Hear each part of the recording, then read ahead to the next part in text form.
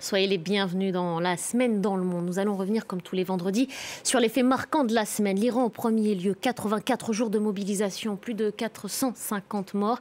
Une première condamnation à mort hier depuis le début du mouvement et la répression pour seule réponse de la part du régime. Un mouvement de contestation en Chine également, épuisé par une politique sanitaire très stricte. La population avait investi les rues de plusieurs grandes villes. Le gouvernement a fini par alléger les règles sans admettre la pression. Et puis nous reviendrons aussi sur cet échange de prisonniers entre Washington et Moscou. Une joueuse de basket contre un dangereux trafiquant d'armes. L'asymétrie est totale. Et enfin, pour finir un peu plus en légèreté, un mot du mondial. Les quarts de finale ont commencé ce soir avec tout de même l'élimination du Brésil. Autour de cette table, nos invités. Bonsoir à vous, Laure Simoes, directrice éditoriale de Cartooning for Peace. Merci de nous accompagner comme tous les vendredis. Jean-Marc Four, bonsoir à vous. Bonsoir à tous. Vous êtes éditorialiste international à Radio France. On peut vous retrouver notamment sur les ondes de France Inter. Merci de nous accompagner. Jean-Christophe Ploquin, bonsoir à vous, rédacteur en chef éditorialiste à La Croix. Vous nous avez d'ailleurs apporté un numéro que voici. Merci. De l'hebdo, voilà. À vous. Avec notamment une interview du prix Nobel de physique français, aussi pour les passionnés de physique. Et c'est pas rien. Et puis Ziad Limam, un fidèle. Bonsoir Ziad, directeur du mensuel Afrique Magazine. Merci à tous les quatre d'être avec moi ce soir. Je remplace Stéphanie Antoine, vous l'aurez bien compris. On va débuter, si vous le voulez bien, avec l'actualité, la situation en Iran. On est à plus de 83 jours de mobilisation maintenant. Ce mouvement ne faiblit pas, il semble en tous les cas s'installer dans le temps. Vous allez nous dire si on peut toujours parler de révolte ou de révolution. Dans tous les cas, ce mouvement a gagné tout le pays, toutes les régions. Peut-être d'abord avec vous, Jean-Marc Four. Est-ce qu'on peut désormais parler d'une révolution en marche ou pas encore? Les éléments ne sont pas là. Personnellement, je ne prononcerai pas ce mot-là.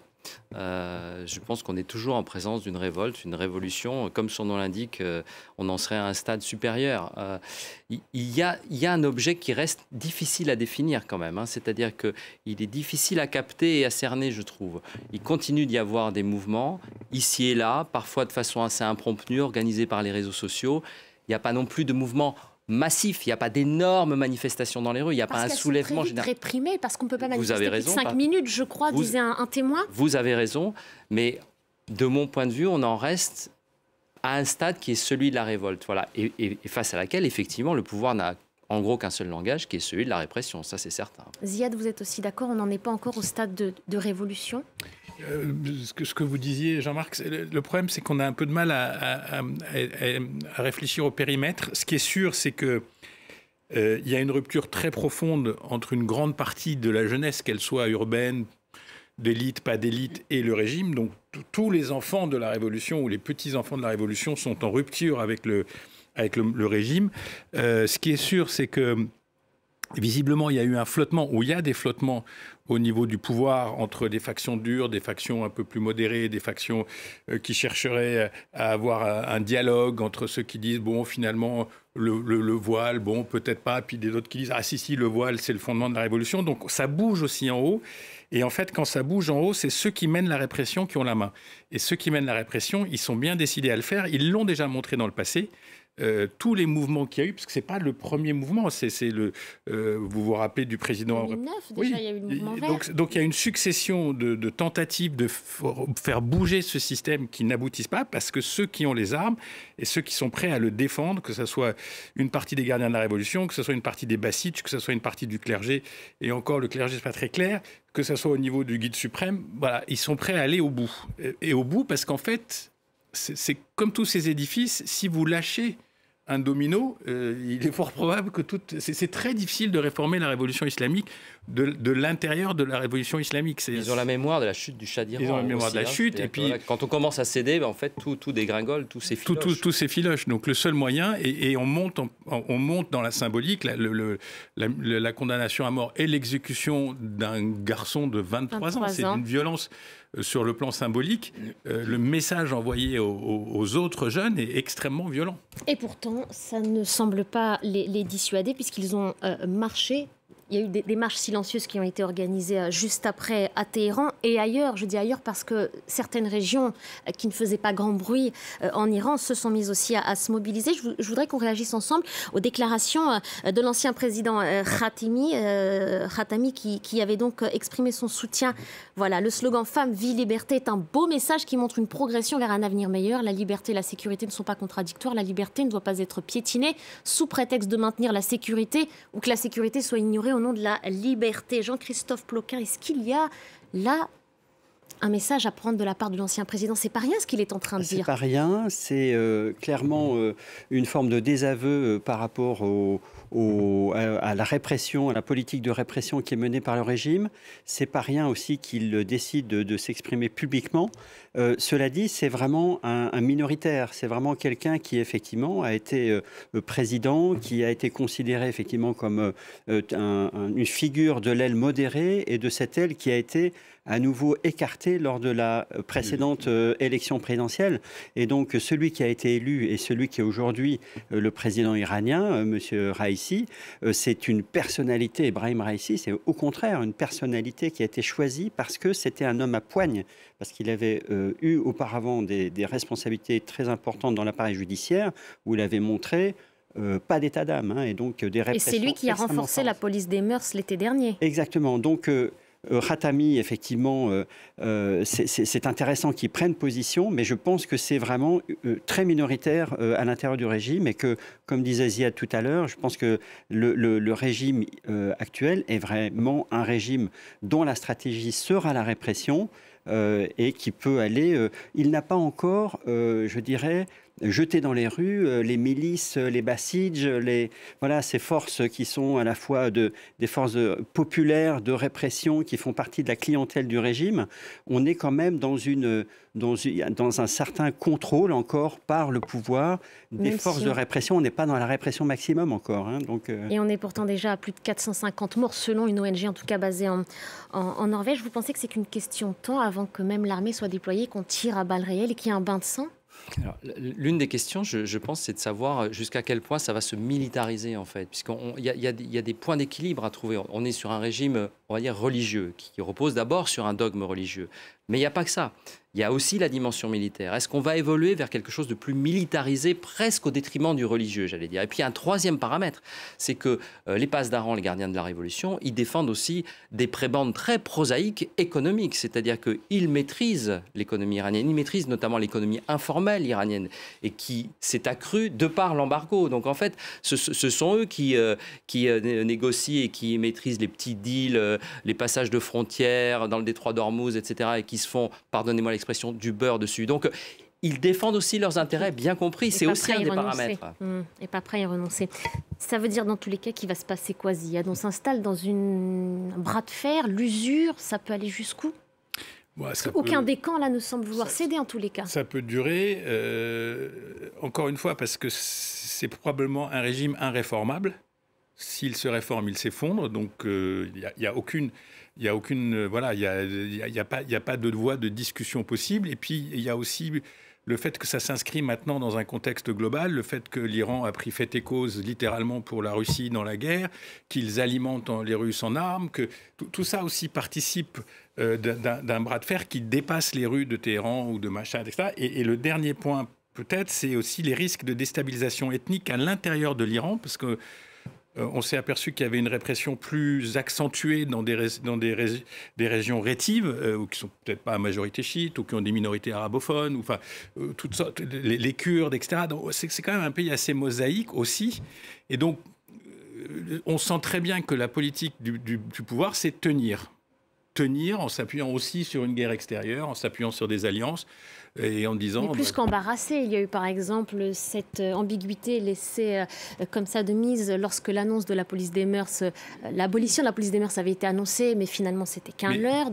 Mais il y a dû y avoir un bug. C'est pour ça que entre le procureur et le ministère. C'est pour ça qu'il y a... Donc il y a des failles, il y a des fissures, même la déclaration Khatami. Cédons sur un certain nombre de choses. Police des mœurs, de toute façon, on arrivera toujours à faire respecter.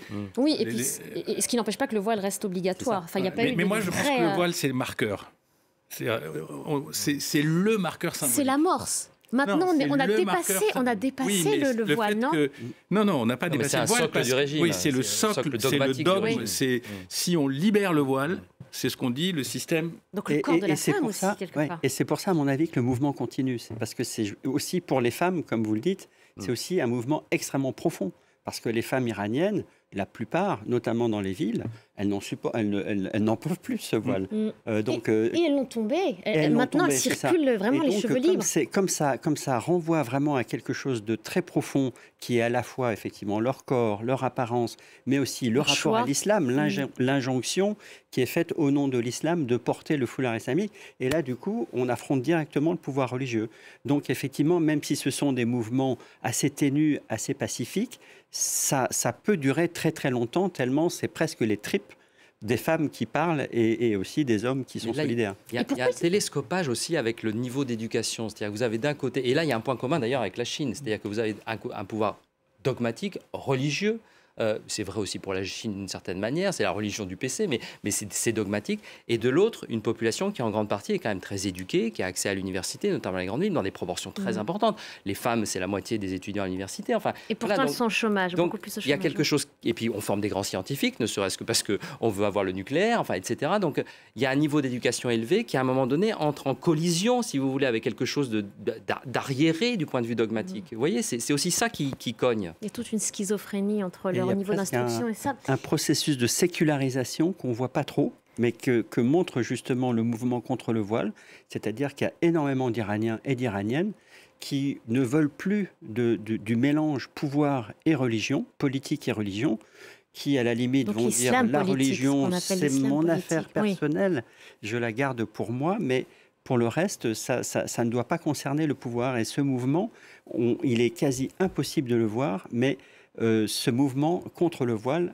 est un révélateur très puissant. Il est impossible de voir, c'est la raison pour laquelle il n'y a pas de figure qui émerge depuis le départ, il n'y a pas de leader. Alors, on a certains invités sur ces plateaux qui avaient par exemple à un moment évoqué le nom de Nasrin Sotoudeh, cette avocate qui est assignée à résidence, mais pourquoi est-ce qu'il n'y a pas un visage en particulier? C'est pour éviter d'exposer une seule personne à un risque potentiel? Il y a probablement de ça, il y a probablement aussi le fait qu'on est rentré dans une ère des réseaux sociaux, de la digitalisation. Si on remonte au printemps arabe, les printemps arabes sont partis aussi sans véritable leader affiché, et ça partait parce que les gens se coalisaient via Facebook. Donc il y a toujours ça. On a beau essayer de fermer les accès à toutes ces plateformes, elles résistent. Et je pense que c'est pour ça que je pense qu'il y a une vraie rupture entre une génération en tous les cas. C'est très profond, c'est très enraciné dans une génération, cette volonté de changer de monde, de changer d'Iran et de retourner au monde. Parce qu'une des grandes frustrations, c'est aussi le fait que c'est un pays qui est totalement... les Iraniens sont enfermés en Iran. C'est très compliqué de voyager, c'est très compliqué d'y aller, c'est très compliqué de participer à tout ce qui se passe. Donc c'est difficile. Laure, je vous donne la parole pour les illustrations. Ah bah oui, les dessinateurs et les dessinatrices de presse sur cette mobilisation depuis le mois de septembre sont très inspirés. Comment faire autrement? On va commencer par ce dessin du dessinateur français Urbs qu'on ne présente plus. La fin de la police des mœurs, faut-il y croire en somme, bonjour, n'ayez pas peur, c'est la police du prêt-à-porter. Voilà. Fashion police. Il a compris la technique, notre cher ami Urbs Demola.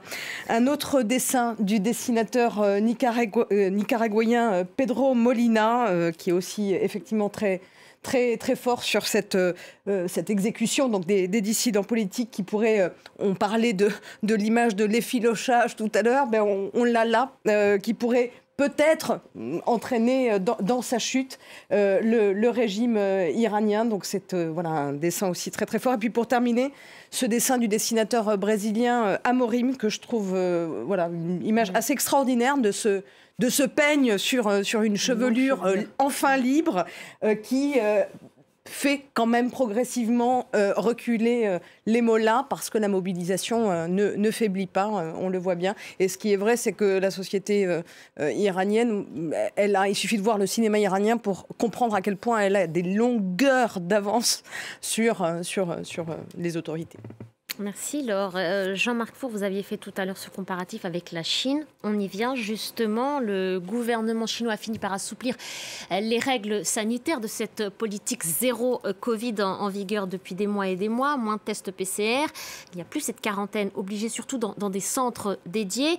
Et puis l'autorisation des déplacements entre les régions. Le gouvernement chinois, il a observé ce qui se passait en Iran. Il s'est dit à un moment donné, il va falloir lâcher du lest. Je veux dire, est-ce que c'est sous pression de la rue qu'il a pu... Je ne pense pas que ça ait de lien avec l'Iran. En revanche, il a regardé ce qui se passait chez lui, ça c'est certain. Le pouvoir de la rue, c'est ce parallèle que je voulais faire. Le pouvoir chinois a cédé devant la rue, mais jamais il ne l'admettra. Oui, il ne le dit pas. Jamais. Donc il s'agit donc d'habiller le fait qu'on a commis une erreur ou qu'on a fait une marche arrière, mais surtout ne pas admettre qu'on a commis une erreur. Donc on l'habille autrement. Donc aujourd'hui, le pouvoir chinois dit...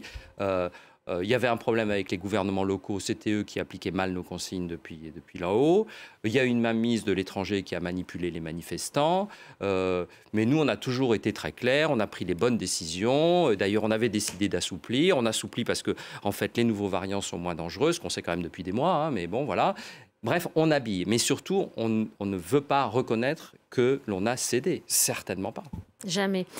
Jean-Christophe Ploquin, il y a donc cet assouplissement des règles, mais on rappelle que la société chinoise dans son ensemble n'est pas immunisée. Le vaccin ARN messager n'est pas du tout utilisé. Est-ce que ce n'est pas une prise de risque, là, clairement, pour la population ? On peut penser jusqu'à présent, le fait que la politique du confinement ait été très stricte, c'était vraiment une crainte précisément par rapport à ce risque d'une diffusion très rapide du Covid en Chine. La Chine a décidé de ne pas recourir aux vaccins occidentaux. Donc elle fait confiance à ses propres vaccins. Leur efficacité n'est pas forcément extraordinaire. On ne sait pas très bien s'ils ont été reconnus par l'OMS ou pas. Donc il y a vraiment une incertitude effectivement par rapport à ce risque. Et donc du coup aussi par rapport là aussi l'impact sur l'économie. Et ça c'est aussi l'un des motifs de colère des Chinois, et les manifestants que l'on a vus manifester, c'était de fait pour la plupart. Hein. Il y a les étudiants, c'est un cas un peu à part. Eux, ils ont vraiment une conscience un petit peu de l'enjeu démocratique, les libertés en tout cas. Certains étudiants, quand même, voudraient plus de liberté dans le pays et sont prêts à manifester pour ça. Mais la plupart de la population, c'est les enjeux du Covid et l'enjeu économique, avec une croissance qui ne va plus très vite. Hein. Au troisième trimestre de cette année, c'était un peu plus de 3%, 3,5%. C'est l'un des chiffres les plus faibles depuis 30 ans. Et donc, et en revanche, les prix, eux, un peu comme en France, sont plutôt à la hausse. Donc il y a une inquiétude d'une grande partie de la population aussi par rapport au niveau de vie, par rapport au fait de pouvoir se nourrir. Et là, on touche là aussi à l'une des légitimités finalement du pouvoir chinois, c'est la prospérité. C'est de faire en sorte que chacun, et qu'en tout cas chaque génération soit finalement ait plus de bien-être que la précédente. Et si cette promesse est annulée par le Covid et l'inflation, eh bien, il y a vraiment un mécontentement qui peut s'exprimer et contre lequel le pouvoir chinois est un peu désarmé. Ziad, c'est justement ça. Il y a aussi une différence de génération. Cette jeunesse, elle ose le manifester, son mécontentement, contrairement aux parents. Est-ce que ce qui s'est passé là, ça peut se répéter ? On a quand même vécu un truc assez extraordinaire. Il y a un mois, on avait la toute-puissance du parti. Xi Jinping trône au milieu du Congrès. Reconduit. Ils humilient publiquement une des personnalités du régime. Et on se dit, ça roule, ça va défiler, il n'y a pas de problème. Et quelques semaines après, sur l'épuisement de la population, mais c'est un épuisement qui est aussi lié aux abus, à l'autoritarisme qu'il y avait dans le zéro Covid. Quand vous mettez des gens dans des camps, quand vous les enfermez, quand vous leur dites vous ne pouvez pas sortir, etc., c'est pas que zéro Covid, c'est zéro Covid plus un autoritarisme assez forcené. Donc c'est ça qui a créé la réaction. Et soutenu aussi par des étudiants qui se sont mis à parler, etc. Et je pense que ce régime que l'on pensait très installé et tout puissant, il n'est pas si installé que ça, et il n'est pas tout puissant que ça. L'émission de la semaine dernière, un des invités parlait même d'un peu de mise en scène de toute puissance pour colmater les brèches. Donc il y a la brèche économique qui est réelle. Et puis, je pense qu'il y a eu un mauvais pari, c'est-à-dire qu'on s'est dit, je pense que les Chinois se sont dit, un jour, il n'y aura plus de Covid. Et c'est nous qui aurons eu raison. La réalité, c'est que le Covid ne part pas, il mute, il change, il mute, il change, donc il est tout le temps là. Vivre avec. Et c'est le dernier pays, si vous regardez la carte au monde, qui applique un zéro Covid aussi brutal. Je sais pas, vous avez tous entendu parler de l'anecdote de la télévision chinoise qui s'est mis à couper les plans de la Coupe du Monde parce que les Chinois ont découvert absolument stupéfaits que les gens étaient dans des stades. Il n'y avait pas de masque. Collés les uns aux autres sans geste barrière.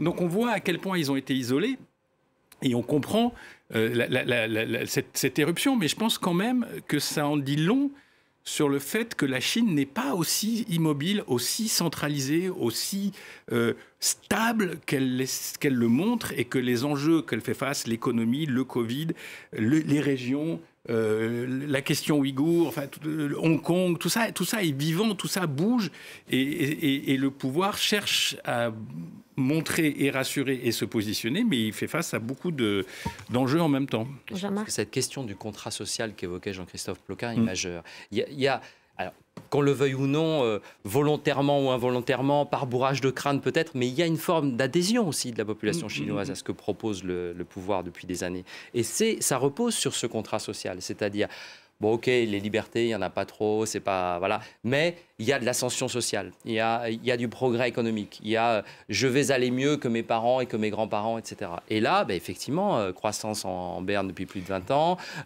chômage des jeunes près de 20%. Le mois de novembre, les importations, les exportations en baisse de 10%. C'est énorme pour la machine économique chinoise, c'est terrible. Alors, c'est effet zéro Covid et c'est effet guerre en Ukraine. Mais du coup, ça fissure ce contrat social. Et ça n'est pas tenable, en fait, pour le pouvoir chinois. Mais dans la période pré-Xi Jinping, il y avait contrat social, il y avait une forme de contrôle de la société, mais il y avait des libertés. Et quand même, il y avait une part de... Il y avait les plateformes, les Weibo, on pouvait s'échanger des choses. Bon, de temps en temps, il y avait un petit coup de... On remettait les gens dans le cadre, mais il y avait quand même une ouverture. Il y avait une ouverture sur le monde. Il y avait des tycoons qui pouvaient s'exprimer. Donc, tout ça, il y avait quand même des soupapes. Et les soupapes ont été fermées. Donc, le contrat, non seulement...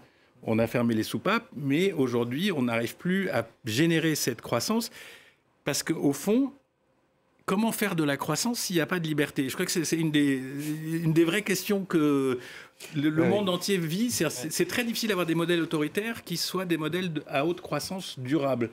Il faut qu'à un moment, les gens ils aient de la marge de manœuvre. En fait, le régime chinois n'est pas élu. C'est vraiment un régime autoritaire qui s'auto-alimente, le Parti communiste chinois, qui s'auto-désigne en quelque sorte. Et c'est un parti qui doit défendre finalement son droit d'être au pouvoir sans être élu. Il faut à chaque fois qu'il fasse la preuve que s'il est au pouvoir sans être élu, c'est parce que justement il est efficace. Et si l'efficacité n'est plus là, il devient vraiment contesté. Laure ? Pardon. Tout est pardonné. Et vous pouvez réagir aussi, évidemment, aux dessins qui sont projetés sur l'écran. Un premier dessin du grand dessinateur de presse suisse Chapat, qu'on ne présente plus, qui est aussi toujours très bien trouvé. Une mutation dangereuse, disent ces messieurs, à bas le confinement, à bas Xi Jinping. C'est marrant que le petit costume blanc est devenu le symbole de la répression. Absolument. Absolument. Et puis, on reconnaît bien ces façades chinoises. Il y a quelque chose d'assez évocateur dans ce dessin. Mais c'est sûr que le virus, il a muté. C'est le moins qu'on puisse dire. Et un petit peu, on peut quand même faire un petit rapprochement avec l'Iran. Ça donne envie. Un deuxième dessin du dessinateur jordanien Osama Hajjaj. Voilà, ça pourrait être le drapeau de la Chine. On voit qu'effectivement, c'est ce qui est inédit. Le président, la figure du président, a été quand même directement visé par les manifestations. Et puis, pour terminer, ce dessin de Rodot sur les autorités qui sont quand même un peu contraintes à alléger la politique zéro Covid. Les opposants ne risqueront plus 10 ans de travaux forcés, seulement 5 ans. Voilà, c'est une mesure qu'il faut seulement. saluer.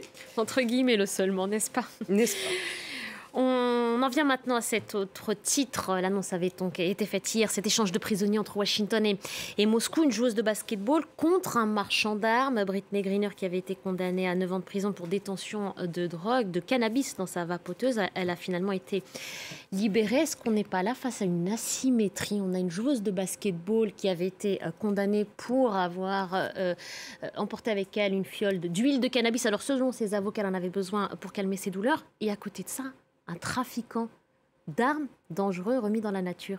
Jean-Christophe, vous avez raison, c'est une asymétrie incroyable en termes de poids politique et de poids géopolitique finalement de chacune des personnalités. Victor Bout, on a beaucoup raconté depuis quelques heures effectivement son parcours, donc effectivement de marchand d'armes, de quelqu'un qui a profité à un moment de l'effondrement de l'Union soviétique, du fait qu'il y avait des tas d'armes à disposition, donc il se servait dans les stocks et il les revendait à différents régimes. Et aussi, il a participé, du coup, il a entretenu des guerres et des conflits du fait de ces livraisons d'armes. Il avait aussi sa flotte d'avions cargo, donc il faisait les transports d'armement lui-même. Et donc, c'est quelqu'un qui, évidemment, ne pouvait pas faire ça sans avoir des relations tout à fait au sommet de l'État russe. Et donc il a été effectivement arrêté intercepté par les États-Unis et condamné ensuite aux États-Unis. Et en face, donc effectivement, une basketteuse. Et on peut se dire effectivement que c'est un poids très léger, même si c'est une femme de très grande taille, mais en fait, il faut se dire qu'aux États-Unis, en même temps, c'est une séquence politique qui est très importante pour Joe Biden. Il en a presque fait une affaire personnelle. Voilà, c'est ça. Et on voit ça aussi en France, quand il y a des libérations d'otages. Le président de la République, en général, va à Villacoublay, ou un ministre. Donc, c'est vraiment des moments qui sont toujours l'occasion d'une forte émotion, évidemment, quand un ressortissant ou une ressortissante revient. Et c'était d'une personnalité du basket américain, l'un des sports les plus populaires. Donc, elle a en même temps un poids médiatique, un poids d'émotion, cette joueuse, qui fait que, oui, il y a asymétrie, mais que néanmoins, pour Joe Biden et pour l'administration Biden, c'est une bonne séquence. Jean-Marc, pourquoi avoir absolument voulu la libération de Victor Bout? En quoi il peut servir les intérêts de Vladimir Poutine? Il a quand même purgé plusieurs années de prison. Il n'est peut-être pas si proche de ces fameux réseaux de trafic d'armement qu'on espère qu'il réactive, que la Russie espère qu'il réactive, non? C'est un homme de la Russie. C'est plus qu'un marchand d'armes. C'est un marchand d'armes, tout le monde l'a raconté. Je ne vais pas faire la biographie de Victor Bout. Alors c'est quoi, c'est un agent quand vous dites c'est un homme de la Russie? Je ne sais pas. Je ne sais pas qui est agent et qui ne l'est pas. Mais il est lié aux GRUZ et les services de renseignement russes depuis le début. Il a des liens avec l'État profond russe, Victor Bout. Je veux dire, c'est pas juste un marchand d'armes, c'est plus que ça. C'est quelqu'un qui a des liens avec le pouvoir en Russie. Donc, moi, je trouve cette histoire absolument fascinante, vraiment. Alors, il y a la symétrie. Jean-Christophe Ploquin vient de l'expliquer très très bien. Je ne reviens pas dessus. Mais il y a deux autres aspects que je trouve fascinants aussi. La première, c'est que ça prouve que les Russes et les Américains se parlent, tout simplement. C'est une nouvelle preuve qu'ils échangent, tout comme d'ailleurs les Ukrainiens et les Russes aussi échangent sur ces sujets d'échange de prisonniers sur le terrain, puisqu'il y en a régulièrement. Donc ils se parlent. Mais ils se sont parlé pour ce seul dossier-là ou pour d'autres choses? Non, ils se parlent sur d'autres dossiers. Les conseillers à la sécurité de Vladimir Poutine et de Joe Biden se parlent. Donc, ils se parlent. C'est un autre aspect que je trouve intéressant. Et puis, un troisième aspect que je trouve intéressant, c'est le lieu où a eu lieu l'échange. Abu Dhabi. Oui. Pourquoi Abu Dhabi? Dans le Golfe, aux Émirats. Et certains indices nous laissent penser qu'il y a un autre acteur de la région, qui est l'Arabie Saoudite, qui a joué un certain rôle dans cette négociation. Et les États-Unis le minimisent. Et ça démontre à quel point ces pays du Golfe, le Qatar, on parlera peut-être de football après, les Émirats, l'Arabie Saoudite, jouent un rôle aujourd'hui pivot sur certaines choses entre les différentes puissances. Et c'est vrai avec la Chine, c'est vrai avec la Russie, c'est vrai évidemment avec les États-Unis, puisque ce sont des alliés des États-Unis depuis de longues années. Mais je trouve que le lieu où se passe l'échange n'est pas neutre, il ne doit rien au hasard. Et pourtant, les États-Unis ont cherché à minimiser, après la déclaration commune du Qatar et d'Abu Dhabi, des Émirats arabes unis et de l'Arabie saoudite, les États-Unis ont dit finalement ils n'ont pas joué un rôle si majeur dans cet échange. Ziad, est-ce que on a évoqué le cas de Brittney Griner, mais il y a aussi le cas d'un autre ressortissant américain, Paul Whelan, qui est un ancien militaire, qui est lui aussi condamné à une énorme peine de prison, 16 ans. Pourquoi est-ce que sa libération à lui n'a pas été acceptée par les Russes? Pourquoi finalement la joueuse de basketball et pas lui? Parce que je pense que c'était plus simple de s'entendre. Vous savez, dans ces histoires-là, d'abord, on en sait le tiers du dixième, de la moitié, du quart, du cinquième de ce qui s'est réellement passé. Deuxièmement, Victor Bout. On essaie de comprendre, en tout cas. Mais je veux dire, Victor Bout, on en a fait toute une histoire, parce que c'est un personnage. En plus, il y a eu des films, etc. Donc, bon, il y a une espèce de. Mais comme vous disiez, en fait, c'est aussi un agent. Il était quand même aux 2 tiers de sa peine aussi, parce que j'ai regardé les chiffres, il restait plus que 6 ans, donc sa valeur commençait à se démonétiser. Les Russes, visiblement, ne laissent pas tomber leurs amis. Et la basketteuse, quand on connaît les États-Unis, c'est un symbole, c'est une femme, et elle a clairement été prise en otage. Enfin, il y a vraiment aucune discussion là-dessus. Donc, je suis tout à fait d'accord avec vous, Jean-Christophe, sur la séquence politique pour les Américains. Bout, on s'en débarrasse. Et en plus, je ne veux pas faire dans le cynisme, mais il est cuit, il est archi cramé. C'est-à-dire que le jour où Victor Bout met les pieds en dehors de la Russie, il est suivi par la NSA, par le FBI, par la CIA, par la DGSE, par tous les services du monde qui veulent sa peau. Donc sa carrière, quand même, me semble compromise. Paul Whelan, je pense que la discussion est en cours. C'est-à-dire que les Russes et les Américains discutent sur un nouvel échange, que celui-là n'était pas achevé, qu'il y a quelqu'un d'autre qu'ils veulent récupérer, qui n'est peut-être pas d'ailleurs aux États-Unis, il y a peut-être une tierce partie qui joue un rôle. Mais ce que vous disiez sur le dialogue, on est en pleine guerre froide. C'est-à-dire pour ceux qui ont un peu d'âge, vous vous rappelez les images avec le mur de Berlin, les gars qui se passent Charlie Checkpoint, on se croise, presque on se serre la main mythique. en otage. Oui. Et on est totalement dedans. 2022 ça en dit long sur quand même l'époque dans laquelle on est là. Eh ben, je vous propose d'écouter justement Vladimir Poutine à ce propos, on se reparle. Est-ce que d'autres échanges sont possibles? Oui, tout est possible. C'est le résultat de négociations et de la recherche de compromis. Dans ce cas-là, des compromis ont été trouvés et nous ne refusons pas de poursuivre ce travail à l'avenir. Donc il y a d'autres négociations en cours. C'est probable. Oui, c'est probable. Oui, dont la libération peut-être de Paul... Mais bon, la relation entre les États-Unis et la Russie reste hyper dégradée. Enfin, c'est vraiment une... C'est pour ça qu'on parlait de guerre froide. Voilà, c'est ça. C'est vraiment une confrontation qui reste extrêmement forte. Les États-Unis sont toujours déterminés à faire payer la Russie de l'invasion de l'Ukraine, d'élever le coût de la guerre pour la Russie. Alors, il y a quelques négociations, effectivement, un peu... pour éviter qu'il y ait des dérapages nucléaires. Donc, en termes de dissuasion, les deux administrations se parlent. Mais donc, sinon, c'est vraiment... il n'y a presque plus de communication. Donc, ce geste-là, cet échange-là ne changera rien aux négociations en cours autour de l'invasion en Ukraine? Je pense que et là aussi, si on se rappelle un peu l'époque de la guerre froide, quand il y avait des échanges d'espions, ça ne changeait rien. Enfin, la logique de confrontation perdurait. Laure, comment est-ce que cet échange de prisonniers a été illustré? On va commencer par un premier dessin du dessinateur tanzanien Mehdi, qu'on connaît bien ici.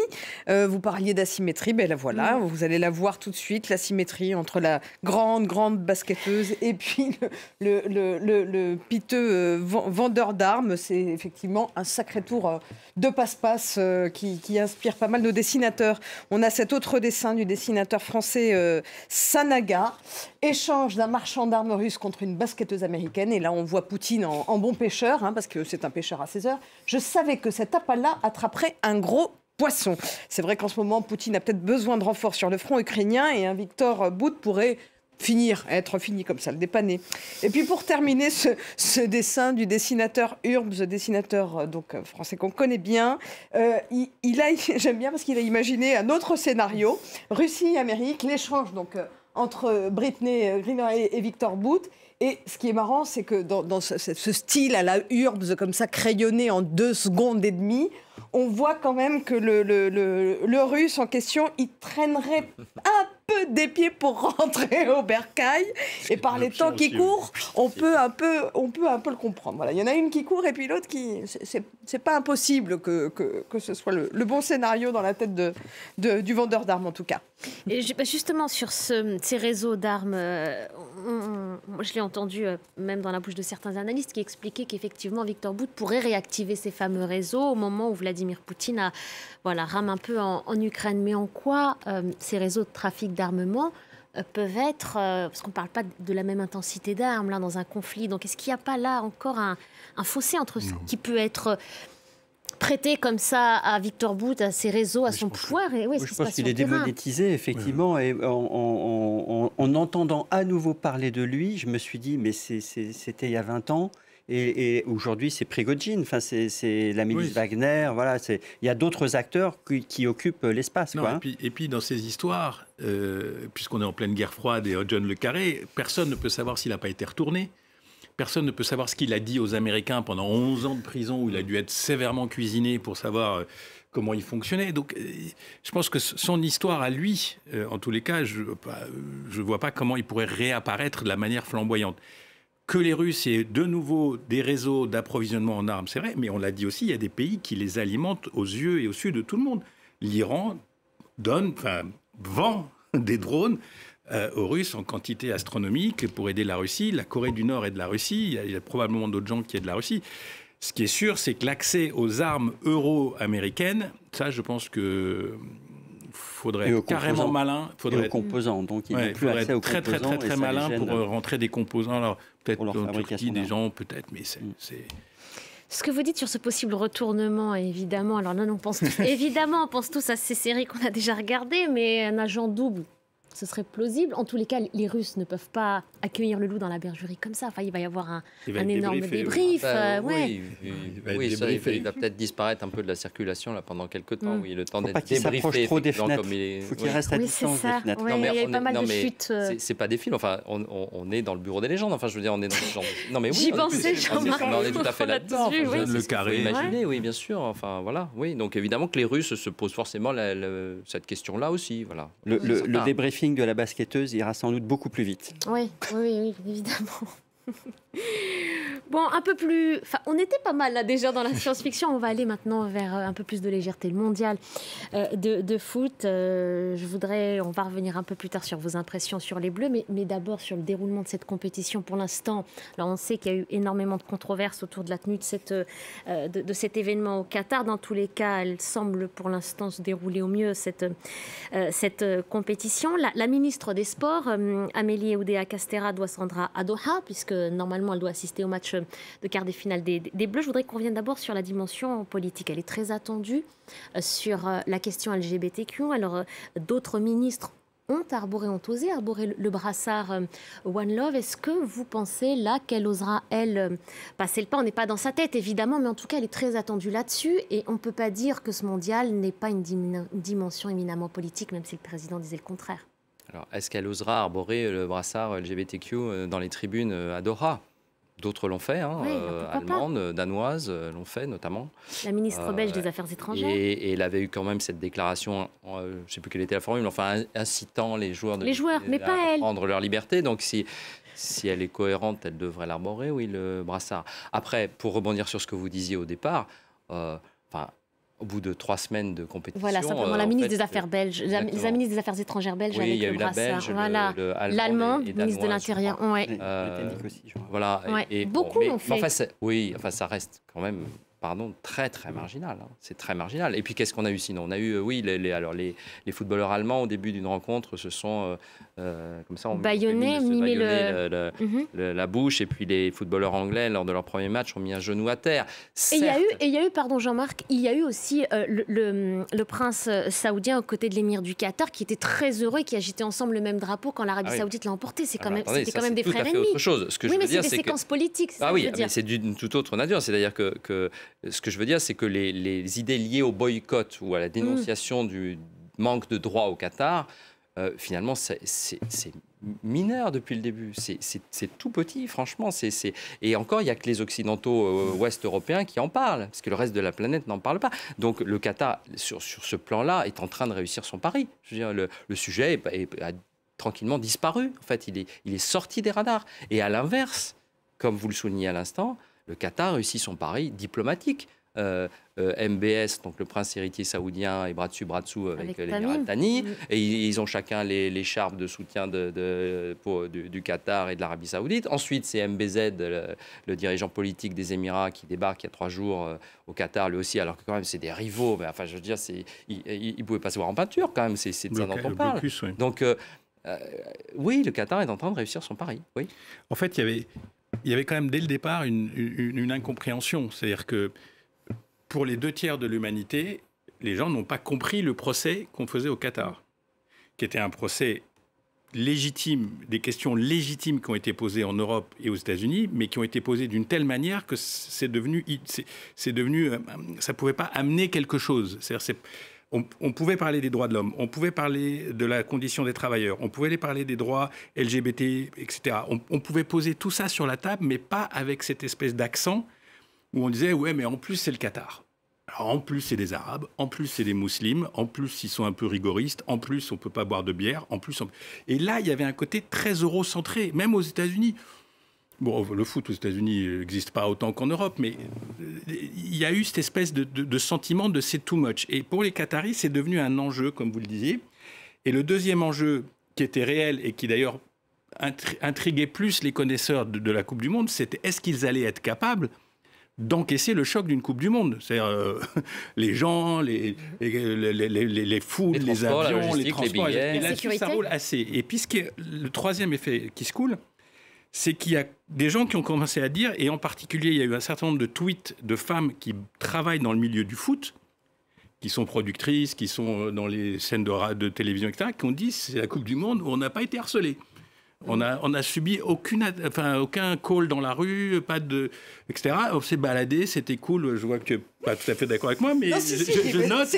Quoi. Oui, mais tout ça, ça joue dans la perception que nous, on a eue, dans la perception que le reste du monde a eue. Et en plus, ils ont du bol. Sportivement, c'est super intéressant. Et il y a, alors, dernier point, et après je m'arrête, il y a le phénomène arabe. Oui. Qui a joué à plein, parce que quand une équipe comme le Maroc a réussi à sortir de sa poule, réussi à faire des matchs, ça a entraîné une adhésion dans tout le monde arabe. Et quand vous voyez... Oui, mais vous avez eu la petite polémique avec le pauvre joueur marocain qui s'est trompé, qui a dit le monde arabe, il a oublié l'Afrique. Bon, il ne faut pas être trop sévère non plus. Moi, ce qui m'a intrigué, c'est, pour en revenir à la politique, c'est le drapeau palestinien qui s'est retrouvé sur tous les écrans de télé du monde. Dans les tribunes, brandi par les joueurs marocains. Oui. Et tout ça... C'est pour ça que quand Macron dit c'est pas politique, si, le foot c'est politique, mais c'est évidemment toutes les politiques, c'est pas que notre politique, c'est le monde entier se mêle, rentre, se mélange, et comme ils étaient tous concentrés dans une ville, ce qui n'est pas le cas des Coupes du Monde, en général il y a 600 km entre chaque match, là ils étaient tous dans la même ville, donc ils ont bien pu s'échanger ensemble. Oui, alors Ziad a quasiment tout dit, hein, mais bon. Non, mais c'est parce que mais c'était très bien, c'était passionnant. Oui, mais absolument. Moi, pour essayer de rebondir effectivement sur le monde arabe, vous avez bien décrit effectivement les ententes, finalement les rabibochages un petit peu politiques et géopolitiques. Si on va au niveau, alors je ne sais pas si on dit encore la rue arabe, mais enfin c'est une expression à un moment pour dire les populations du monde arabe, pour les distinguer des régimes qui avaient assez souvent des politiques qui n'étaient pas tout à fait en synergie avec les attentes des populations. Mais en tout cas, effectivement, il y a le drapeau palestinien, effectivement. Donc, on est quand même depuis des années et des années sur l'idée poussée par un certain nombre de gouvernements, etc. Non, mais la question palestinienne, c'est plus important. Voilà, c'est bon. Et l'important, c'est la confrontation avec l'Iran, etc. Et ben, on voit que pour les populations, ça reste un marqueur extrêmement puissant. Il y a un hiatus entre les populations et les gouvernements. Et le deuxième, là aussi, moi, ce qui franchement m'a surpris aussi, lors de la victoire du Maroc, je me suis dit, c'est les Algériens qui vont pas être contents. Et effectivement, quand j'ai vu que effectivement les drapeaux, alors c'était des drapeaux algériens qui étaient sortis pour célébrer la victoire du Maroc, mais voilà, ça montre bien là aussi que on décrit ces deux pays comme étant vraiment en guerre froide, presque chaude, et on sent qu'il y a au niveau des populations de la circulation et voilà, de la proximité. Donc c'est très intéressant. Sur le drapeau palestinien, il y a quand même le fait qu'on vient après les accords d'Abraham, que donc une partie des pays arabes, dont le Maroc, les Émirats, ont une paix en normalisation. Donc c'est le pari de dire on peut normaliser par le haut. Et en fait, le message du drapeau, c'est que le bas ne normalise pas. Et les Qataris ont accepté, ils n'ont pas le choix d'ailleurs, que des journalistes israéliens soient là. Et les journalistes israéliens qui étaient là ont été stupéfaits. Ils s'attendaient plutôt à arriver dans une zone de normalisation des rapports, ont été stupéfaits de la réaction des gens qui leur montraient le drapeau palestinien. Donc moi, je pense que le marqueur était très, très puissant. Laure, c'est à vous. 2 dessins pour terminer. J'ai pas résisté au plaisir de vous montrer ce dessin de Kroll, dessinateur belge, pour Le Soir. Le Maroc bat l'Espagne. Et on a les supporters des Diables Rouges qui, j'ai toujours dit qu'ils étaient forts, histoire de ne pas perdre complètement la face. Je l'ai trouvé assez savoureux. Et puis pour terminer, sur la réconciliation entre guillemets entre le Qatar et l'Arabie Saoudite, ce dessin de Mr. T, Arabie Saoudite-Qatar, diplomatie sportive. Et on les voit là, les deux dirigeants. L'important, c'est de participer, parce qu'évidemment, ils sont... Et puis bon, ma foi, le reste, c'est quand même un petit peu un détail. Si vous regardez dans le bas du dessin, vous verrez tous les éléments qu'on... Voilà. Demain, ça ne sera pas l'entente cordiale. Alors, vous croyez? Vous pensez à qui? Rapidement, pronostic. Alors, demain, il y a deux équipes qui nous tiennent à cœur, qui me tiennent à cœur. Maroc et la France. Eh oui. Non, le Maroc... peut être porté justement par... Le Tunisien que vous êtes, vous soutenez. Mais que le meilleur gagne de toute façon. Que le meilleur gagne. Mais si le Maroc pouvait faire une marche de plus, je pense que ça serait plus qu'historique. Je crois qu'il n'y a jamais eu d'équipe africaine en demi-finale. Non, il n'y a jamais eu d'équipe africaine en demi-finale de Coupe du Monde. Et pour le reste, c'est l'entente cordiale qui va se désentendre pendant... Il ne se mouille pas, que le meilleur gagne. Et ce sera le mot de la fin. Bon, allez, merci. 2-1 pour la France. 2-1 pour la France. Il y en a un qui ose mouiller la chemise. On verra. Ah non, moi je suis pour la France. Mais bon, c'est un match. Oui, mais vous n'avez pas donné de prono. Ça va pas être facile. Merci beaucoup à tous les quatre. Laure Simoes, Ziad Limam, Jean-Christophe Bloquin, Jean-Marc Four. Merci une nouvelle fois. Merci de votre attention. Restez avec nous, l'information continue.